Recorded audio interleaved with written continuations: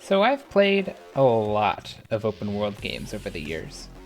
It really seems that ever since technology was capable of supporting massive in-game worlds for players to explore, the open world genre has been at the forefront of the gaming industry. This is likely due to the resources required to produce an open world game, and the fact that those resources are often tied to larger studios and AAA releases. Almost every year, it's the AAA open world games that are on everyone's radar and competing for the Game of the Year awards. Just to name a few series, there's The Witcher, Red Dead Redemption, Grand Theft Auto, Breath of the Wild, Fallout, Assassin's Creed, Far Cry, Watch Dogs, Batman, Saints Row, Metal Gear, Death Stranding, Metro, Shadow of Mordor, The Elder Scrolls, Just Cause, Mad Max, Horizon Zero Dawn, Ghost of Tsushima, and, of course, one of the most hyped games of all time, Cyberpunk. So yeah, there's a lot of open world games on the market right now. When you look at what the genre offers though, it's easy to see why. Open world games provide immense value for your money, with hours of content just waiting for the player to dive into. Some of the most fleshed out worlds on offer in gaming, with entire landscapes of backstory and narrative creating a cohesive playground for the player to get lost in. Speaking of, they also provide the most immersive gaming experiences outside of VR, with an awe-inspiring sense of scope and world building, where simply getting from location A to B means traversing harsh, post-apocalyptic wastelands, or thriving cities and villages with their entirely own ecosystems. And they also include incredibly rich story content that is allowed to span hundreds of hours in a way that smaller games can't really compare. Now, all that being said, with every additional open world game I dive into, I'm noticing more and more of what I'd like to refer to as the open world problem. This problem, simply put, is that the quality of content across the experience varies dramatically, and particularly with side and optional content being a waste of the player's time. I'm not only referring to side quests when I mention this, as opposed to the main quest, which furthers the central plotline, but I'm also referring to the many activities and locations a player can visit if they choose to explore the world in more depth. Oftentimes these are referred to as points of interest, and are usually the main content a player experiences when they choose to set their own goals and let their inner explorer run loose. The problem with much of this content in open world games is that it often isn't nearly as engaging as the main content, which very clearly has the most time and effort put into making it compelling for the player. Since the main content is the primary driving force for the game's progression, it makes total sense that the most developer resources would go into it.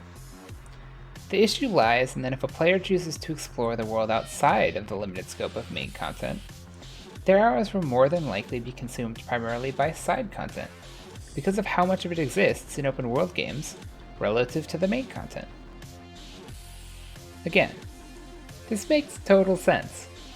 If content is less time consuming to make, and less resources get put into making that content, it's almost certainly easier to make more of it, because of the less resources required. The problem is that this essentially breaks the game in two.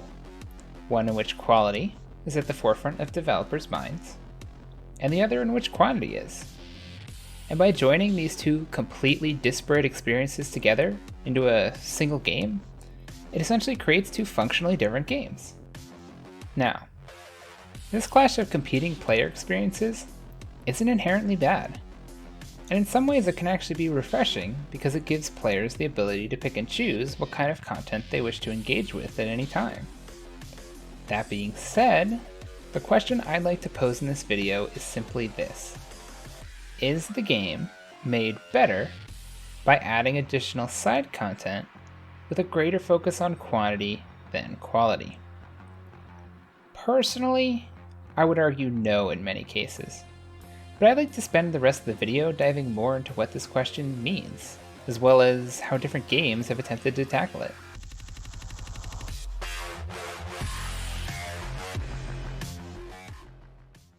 So the first example I'd like to take a look at are Rockstar's games. For those unfamiliar, Rockstar makes two of the best-selling open-world series of all time: Grand Theft Auto and Red Dead Redemption. For the purposes of this example, I'll mainly be focusing on GTA 5 and Red Dead Redemption 2, as those are the most recent entries into their respective series as of this recording. So I think they reflect the most recent representations of Rockstar's game design goals when it comes to the open world genre. So that being said, how does Rockstar approach open world design, and are their games made better by adding in side content? Personally, I think the answer is yes, but in a unique way that I actually don't think is considered fun as we typically think of it as. When you look at the type of side content Rockstar adds into their games, it's almost entirely focused on making the world more immersive. Topography and traversal is realistic, not convenient, meaning the player has to navigate the streets using cars or horses, and traveling takes time. I talk a little bit about this concept in my WoW video, but the basic idea is that this type of design reinforces a realistic and largely scoped world. On the other hand, if you give players the ability to functionally fly through the world, in games like the Saints Row for example, it's arguably way more fun and convenient for the player, as soaring through the air and running straight at buildings is a huge power fantasy that empowers the player to go anywhere they want in a matter of a few short minutes. Rockstar's games, on the other hand, aren't built to be easily navigated. Driving from point A to point B means plotting a course, staying on major roads, and if you try to get impatient and cut through the terrain, you're likely to get punished by smashing into a building or flying off the road, losing your method of transportation. As funny as this can be in the moment, this can also lead to player frustration, as navigation itself can be viewed as a small challenge for the player to overcome, anytime they simply want to go anywhere. This is highly intentional though. When you look at the worlds of Rockstar's games, they're based on a realistic setting, and in real life, as much as I'd love to be able to soar through the air at breakneck speeds, I'm unfortunately limited to the same means of transportation that the protagonists of their games utilize. This reinforces the immersive aspects of the games they're creating, which I'd argue is the overarching goal of their open world design. Once you get to the actual side content of their games, oftentimes it isn't actually quote-unquote fun. To list some examples, their side content includes side quests, which provide additional color to the story and do tend to mimic the quality of the main content. But there's also tons of mini-games throughout. Darts, golf, tennis, poker, blackjack, dominoes, and going to plays aren't actually all that compelling as individual pieces of content. After all, if they were to be released as full-on solo experiences outside of their open-world games as is, I doubt many people would pay them any mind or consider them great achievements in gaming. I also don't think many players will think to themselves while playing a Rockstar game, "Man, I'm really looking forward to discovering a new Domino's location so I can sit down and play for a few more hours." This is what I mean when I say that Rockstar side content isn't necessarily fun, as we typically refer to it as. That's okay though, and it works in the context of their games. These minigames aren't meant to be all-encompassing blasts of joy.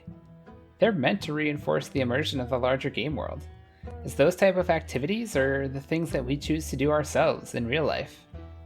That content is meant to provide additional color, to make the world feel alive and like it has more depth, not just cardboard scenery that only looks realistic at first glance. And I think it works too. So, when returning to the original question, is the game made better by adding this additional side content with a focus on quantity rather than quality? I think the answer is yes, because it reinforces their design goal of creating an immersive experience that reflects a living and breathing world. Even if the content itself isn't worth that much of the player's time, or actively takes up unnecessary amounts of the player's time, it does so with a very clear intent, that I think more often than not pays off.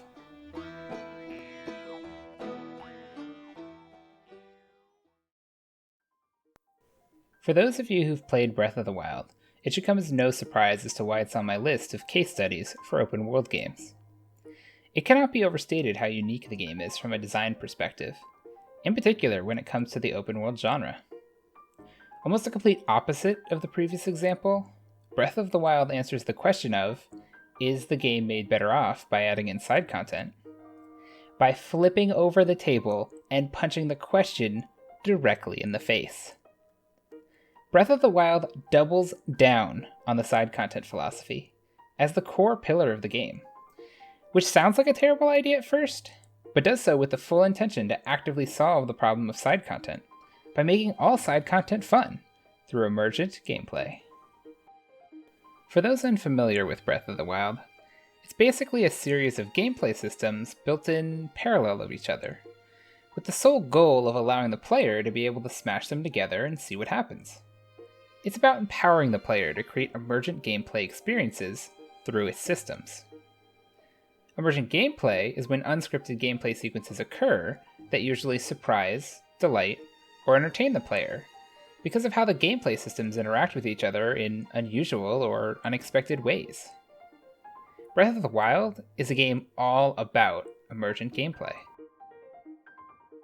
When you look at some of the game systems, you see methods of collecting weapons and being able to pick them off the ground, a weapon degradation system, freestyle climbing linked to a stamina meter, gameplay tools that allow the player to move objects in 3D space and apply force to them, a physics system that allows for ragdoll enemies and gravity that applies speed and damage to objects, an AI that's able to interact with the environment in many of the same ways the player can, and much, much more.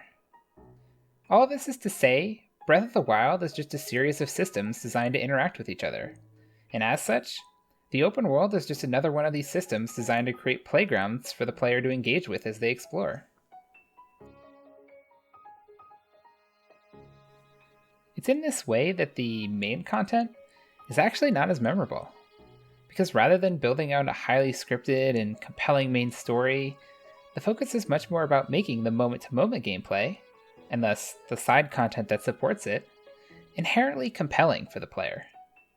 This is not to say that there isn't a scripted story or main content pieces, or that the main content isn't good. But relative to other open world games, the traversal as well as the combat mechanics are meant to be much more about engaging with the open world itself, so that every piece of side content is systemically engrossing, even if the side quest narratives aren't as interesting. So, going back to the original question, is the game made better by adding in additional side content with a focus on quantity? The answer is 100% yes, as with Rockstar's games. But for very different reasons. In many ways, the side content of Breath of the Wild is the core game itself, as well as the experience that the players will take away from it. Breath of the Wild wouldn't be Breath of the Wild without its side content. Now, that being said, I still think it's worth mentioning that you can actually see the open world problem clear as day, even within a game that so directly tackles the issue of making compelling side content. In Breath of the Wild, there's two completely distinct types of dungeon content. The first are called shrines, and there are 120 total to complete. Yeah, that's a lot. The second type are just referred to as dungeons, and there are 4 total. The dungeons are longer, more in-depth, and employ unique gameplay challenges that involve intricate level design, and each even ends up with an exciting boss battle at the end. Shrines, on the other hand, are basically one-off puzzles that utilize the core gameplay mechanics in small but interesting ways. It's literally the perfect example of highly compelling main content versus filler side content. I actually don't think the shrines are that egregious relative to typical side content, as they do find interesting ways to challenge the player using the core mechanics of the game. But I have a feeling if players were asked whether they'd like to experience 2 to 3 more dungeons, at the cost of removing all shrines, I imagine a large amount would be okay with this trade-off. It's significantly less game time and content, but since the quality of the content would be much higher, I think there's a strong argument for it. And the argument only gets stronger for most open world games. I will say Breath of the Wild is unique in that there's also an argument to be made about leaving in the shrines, despite the gap in quality. Given that a significant aspect of the core gameplay is traversing the world, and they focused on designing that to be fun, the quantity of shrines allow for incentives for the players to explore the world by creating tons of small waypoints. That being said, I also think other modern games have found other creative ways to solve this, such as Death Stranding, and how it utilizes a progression system for traversal mechanics, in combination with a scoring system for optional content, to ensure that exploring the world remains continually engaging over time. But I'll save discussing Death Stranding in depth for another video.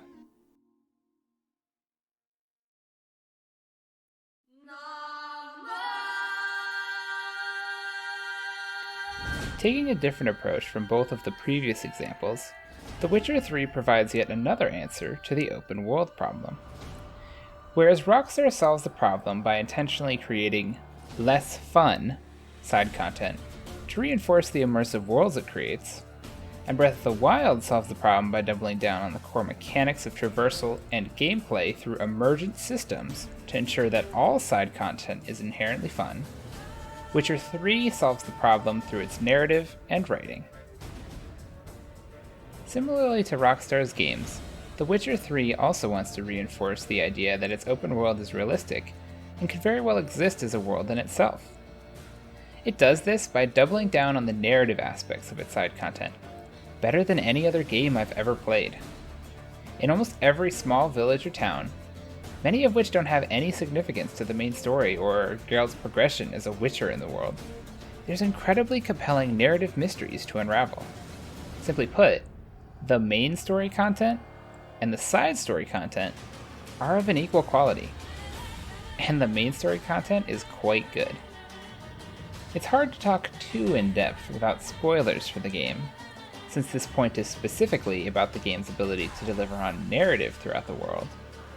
But to give you an idea, every village feels as though it has its own backstory, and the residents have names and a history that have led them to where they are today. This means that when Geralt rolls into town looking for Witcher contracts to pick up some spare florins, he becomes wrapped up into the culmination of the village's secrets, history, and interpersonal drama. Even if mechanically the experiences are similar, the ability of CD Projekt Red to deliver on such unique and high-quality narratives so consistently is what makes the side content so compelling. I think it's interesting to note that a lot of how they're able to achieve this is through the fantasy elements of their world. In games set in a more traditional or realistic setting, there are a lot less narrative levers that the writing team is able to pull when it comes to generating suspense or drama. Since at the end of the day, it all comes down to people doing things that are within the limitations and abilities of human beings. Witcher being a fantasy game, with Geralt standing right in the middle of the worlds of humans and monsters, and with monsters being able to engage in extensive dialogue and have their own motivations, means that the player never truly knows what to expect when they sign up for a job, or get pulled into an event happening in the world. Who is causing the issue? What are the motivations? How is this even possible? Time and time again, the writing team is able to create compelling narratives that drive the player to engage with its side content, while still allowing for layers of mystery and intrigue to keep the player on their toes as to how the story will unfold. So, returning once again to the original question, is the game made better by adding additional side content with a greater focus on quantity? The answer is once again a resounding yes, due to the strength of the narrative in this case. As much as I love The Witcher 3 and would happily move on to the next case study, our look at the game just can't end here. For those of you who've played, you've no doubt noticed that I have yet to discuss points of interest, as well as Gwent. Despite The Witcher 3 being literally my favorite game of all time as of this recording, it is not without its flaws, and I think that can be seen no more plainly than in its points of interest. When there are no side quests to engage with, and the player chooses to explore the world on their own terms, they'll often come across question marks that litter the landscape of the open world. And unfortunately, these are really good examples of why the open world problem exists in my mind. More often than not, these points of interest just aren't worth the player's time, and don't really add any value to the game. They usually include small packs of enemies that you can clear out for a small reward, or an interactable object that gives Geralt a stat point or ability boost. Posing the original question, is this game made better by adding in the more quantity-focused side content? I really don't think it is in this case. They aren't inherently fun like Breath of the Wild, and I don't think they meaningfully add to the world like they do in Rockstar's games. These points of interest, more often than not, felt like completing items on a checklist, rather than an inherently compelling experience. And personally, I think they should have just been taken out of the game. The other aspect of side content that I mentioned earlier, but I think is simpler to tackle, is Gwent. Gwent is the collectible card game within The Witcher 3, and in many ways feels similar to the minigames of Rockstar. Rather than offering the quantity of experiences that Rockstar does, The Witcher 3 chooses to focus on one. Personally, I think it works well. Gwent feels as though it's a staple of the people of the world, and there are even quests that exist around high-stakes Gwent tournaments. Additionally, I found the gameplay to be inherently satisfying, which, considering they made an entirely separate game based upon the initial concept, leads me to believe I'm not the only one. Remember how I asked about Rockstar minigames being taken out and made as their own? See what I mean? Suffice to say that I think the game is made better off by adding in Gwent as additional side content, given its compelling gameplay and the value it adds to the world building.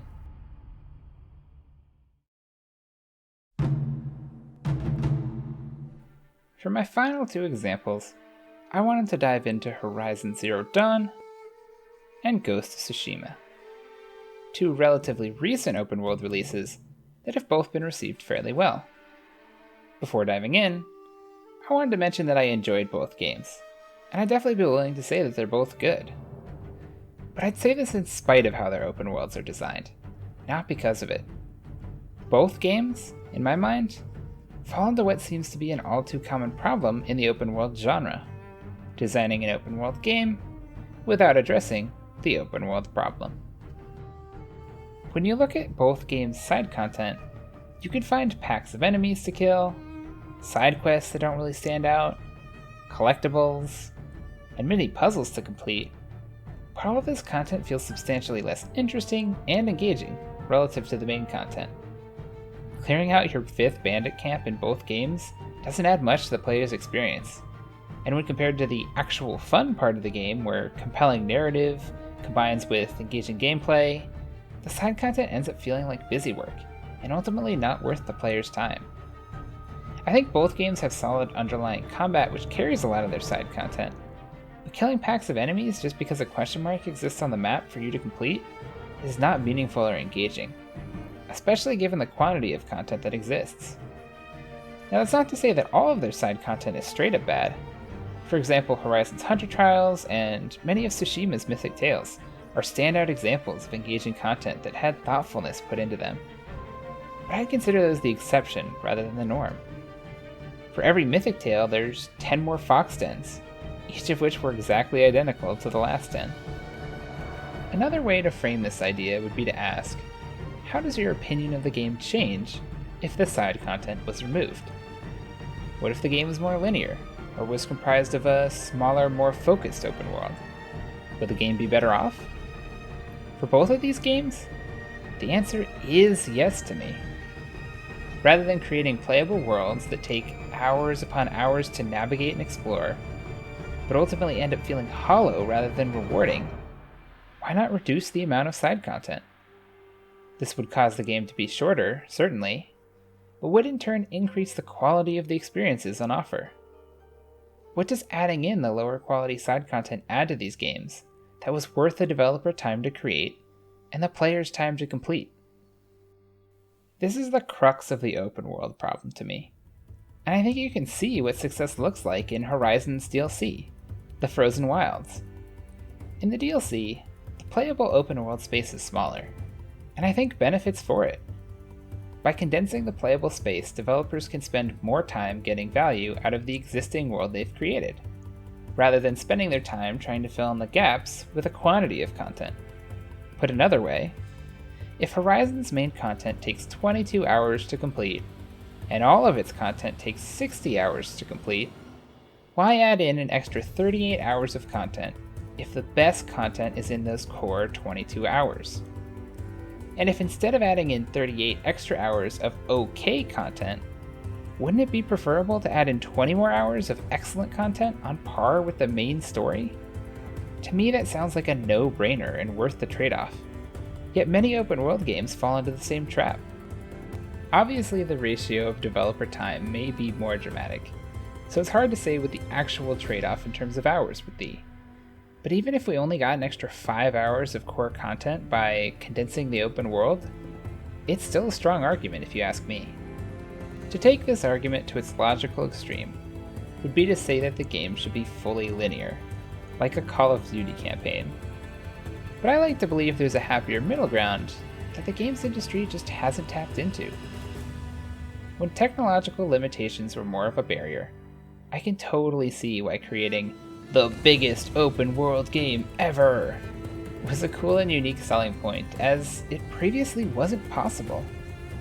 That being said, as technology advances along with the games industry, and more AAA or even AA studios have the resources to create their own open world games, I think it's time to take a step back and reassess how the open world problem is affecting modern game design, and how being mindful of the goals of the game from a design perspective can address it.